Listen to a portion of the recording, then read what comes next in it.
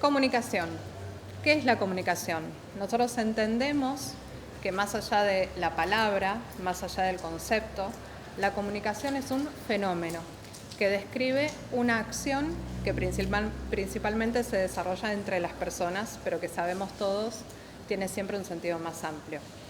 Dado que la comunicación es un fenómeno, a veces resulta difícil reducirla para poder estudiarla.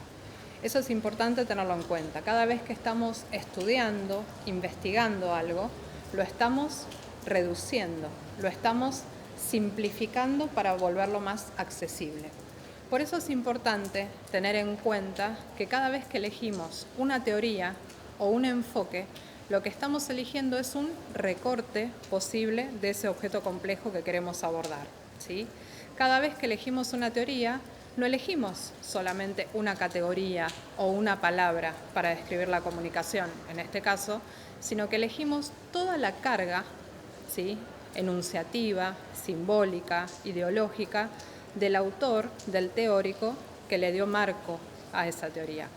Porque no tenemos que olvidar que más allá de que la ciencia sea una construcción que busque la objetividad, no deja de ser una construcción discursiva y subjetiva.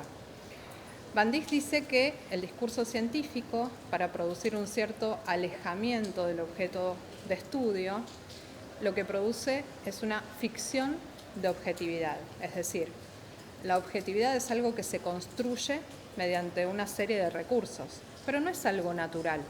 Los sujetos no somos naturalmente objetivos, por el contrario, nuestra naturaleza es la subjetividad. Lo que nosotros estamos buscando cada vez es el equilibrio que nos permita dar cuenta de esa realidad que queremos analizar desde nuestra subjetividad, evitando los excesos, ¿sí?, los desbordes, las sobrevaloraciones, ¿sí?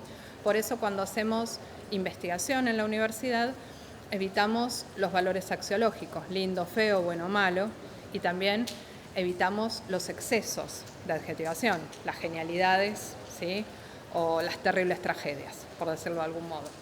Cuando nosotros pensamos en la comunicación, en general pensamos en una de las disciplinas que a lo largo de los últimos siglos se centró en la comunicación y que es la lingüística. Pero no solo a través de la lingüística podemos dar cuenta de la comunicación. Hay muchas otras disciplinas que la estudian, que la investigan y que nos ofrecen categorías interesantes para abordarla. Por ejemplo, si nosotros pensamos en la comunicación como un fenómeno complejo, podemos entender que ese fenómeno tiene aspectos lingüísticos, pero también aspectos sociales, ¿sí?, por esto de la interacción entre las personas. ¿Por qué no pensar en la sociología también como una disciplina válida para permitirnos abordar el fenómeno? Entonces, lo que nosotros estamos estudiando es un fenómeno complejo que se organiza como un sistema. Esto es, hay una serie de elementos que se combinan mediante unas reglas que nosotros podemos estudiar a través de distintas teorías. Ahí es donde tenemos que hacer la primera diferenciación. Por un lado está el sistema comunicacional, que puede abordarse desde distintos modelos teóricos. Sistema y modelo no son lo mismo. Yo puedo estudiar el sistema solar y puedo hacer muchos modelos teóricos distintos para abordarlo. Y en cada época voy a encontrar no uno, sino varios modelos que se van a considerar válidos esquemas de interpretación de ese sistema. Del mismo modo que el sistema solar, el sistema comunicacional ha sido abordado por distintos teóricos que han construido modelos para dar cuenta de sus complejidades. Nosotros en esta clase vamos a estar trabajando con 4 de esos modelos. Por un lado tenemos el modelo de Shannon, un investigador matemático que en la década del 20 en Estados Unidos es contratado para analizar la calidad de la comunicación telegráfica, este sistema de transmisión de la información mediante hilos, ¿sí? ¿Para qué lo contratan? Para verificar si estaba funcionando, si había interferencia. Cuando Shannon hace el esquema de esa comunicación, lo que hace es una reducción de la comunicación a los elementos que él necesitaba, que en este caso son una fuente, la transmisión y la recepción. Y en todo caso deja la posibilidad de que se note si hay o no ruido. ¿Ese esquema de Shannon está mal? No, pero para el tipo de abordaje que nosotros hacemos resulta insuficiente porque deja demasiados aspectos afuera, al menos de los que a nosotros, desde nuestro enfoque, nos interesa considerar. Para contrastar con el modelo de Shannon, tenemos el modelo de Jacobson. Roman Jakobson es un investigador que viene de la escuela rusa, ¿sí? Más allá del desarrollo posterior que tiene su carrera, que se especializa en los estudios lingüísticos, pero nosotros elegimos un texto que escribe en un determinado momento de su trabajo, que es el de lingüística y poética. En ese estudio lo que hace es abordar la poética como gran objeto y empezar a considerar cuál es el eje de la poesía, qué es lo que hace que un texto sea poético. Para poder clasificar los textos poéticos, lo que hace es clasificar todas las emisiones humanas y dividirlas de acuerdo con la función que van cumpliendo, es decir, en función de las intenciones del emisor. ¿Por qué? Como él está analizando la mirada del poeta, por decirlo así, el eje de la comunicación para él es el emisor. Y en función de sus intenciones, organiza la comunicación. De acuerdo con si el emisor tiene como intención poner en conocimiento sus emociones, pone en funcionamiento una condición emotiva, ¿sí?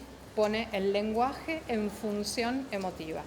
Cuando el emisor le quiere dar una orden al receptor, lo pone en función fática y así va haciendo hincapié en lo que Jacobson considera los 6 elementos principales del esquema de la comunicación, a cada uno de los cuales le asigna una función. ¿El esquema de Jacobson está mal? Tampoco, no está mal. Es otro modelo teórico posible, pero para nosotros también resulta insuficiente. ¿Por qué? Porque deja de lado uno de los factores que en las últimas décadas se volvió fundamental, que es el de la recepción, la interpretación como la última instancia de verdadera construcción del fenómeno comunicacional. Para atencionar la teoría de Jacobson, elegimos el modelo de Kerbrat-Orecchioni, otra lingüista que ya desde la década del 60 va desarrollando una teoría que pone en cuestionamiento este modelo de Jacobson. Y lo que hace es, de todos los elementos que él elige distinguir en ese esquema, prioriza el del código. Y dice que si hay un gran error o algo a revisar en el modelo de Jacobson, es considerar que el código puede ser algo externo, como si el código no fuera parte de la interpretación que cada persona hace de él. Por eso, algo interesante que plantea Kerbrat es que no existe un código, sino que existen apropiaciones personales de ese código que forman parte de la capacidad que tenemos las personas de comunicarnos. A esa capacidad, Kerbrat la denomina competencia comunicativa. Esa competencia, esa capacidad está constituida por nuestra capacidad de manejar el lenguaje, los gestos, el humor, nuestra visión de mundo, nuestra personalidad, nuestras limitaciones, nuestros miedos, nuestros prejuicios. Todo eso condiciona la comunicación. A cada uno de estos factores, Kerbrat le pone un nombre, ¿sí? Le asigna una categoría teórica y los utiliza para convertir ese rol, que para Jacobson eran el emisor y el receptor, ese rol vacío que constituía cada uno, en un rol humanizado. La verdadera transformación que va del modelo de Jacobson al modelo de Kerbrat es la humanización de los roles de los que forma parte de la comunicación. Pero tampoco nos resulta suficiente el modelo de Kerbrat. ¿Por qué? Porque pareciera que esa competencia comunicativa se puede evaluar sin necesidad de considerar la adecuación a las situaciones. Por eso elegimos un sociólogo, Bourdieu, que lo que nos ofrece es esta idea de que la adecuación es hasta casi más importante que la capacidad, ¿sí? Saber cuándo decir o no decir es más relevante que saber. Todo esto lo planteamos para que ustedes empiecen a considerar esta multiplicidad de teorías que tenemos disponibles a la hora de abordar un modelo. ¿Estamos de acuerdo con alguna de estas de manera completa? No, por suerte, porque cada teoría ha sido pensada en un momento de la historia para abordar un fenómeno particular. No todas las teorías sirven para todo. Y cada vez que estamos eligiendo una teoría para comunicarnos y una teoría para analizar, en este caso, un fenómeno como la comunicación, estamos cargando con la mirada del teórico que elegimos. Por eso, más que ofrecerles un panorama de teorías con las cuales ustedes tengan que trabajar, les ofrecemos un panorama de teorías para que ustedes mejoren la calidad de las preguntas que le van a hacer al fenómeno que estudian. Les dejamos 2 preguntas para que piensen sobre este tema y traten de responderlas conectando el material de trabajo. Por un lado, ¿qué es la comunicación? Utilicen todos los elementos que tienen a su alcance y ensayen una respuesta. Y por otro lado, ¿qué diferencia sistema de modelo?